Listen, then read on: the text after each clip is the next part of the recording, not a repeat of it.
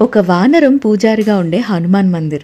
వీడు చేసే పనులు చూస్తే అవాక్ అవుతారు. వీడి పేరు కూడా ఉంది, రాము. రాము ఎన్ని పనులు చేస్తాడో తెలుసా? స్వామికి తిలకం దిద్దుతాడు, దండ వేస్తాడు, పూజ చేస్తాడు, హారతి ఇస్తాడు, వచ్చిన భక్తులను దీవిస్తాడు, హారతి అప్పుడు గంట కొడుతూ ఉంటాడు, భజన్స్ చేస్తే డ్యాన్స్ చేస్తూ ఉంటాడు, అందరితో భలే కలిసిపోతూ ఉంటాడనమాట. అసలు వీడి స్టోరీ ఏంటి అంటే 10 years బ్యాక్ ఒక కోతులు ఆడించుకునే వాడి దగ్గర నుంచి పారిపోయి వచ్చాడు.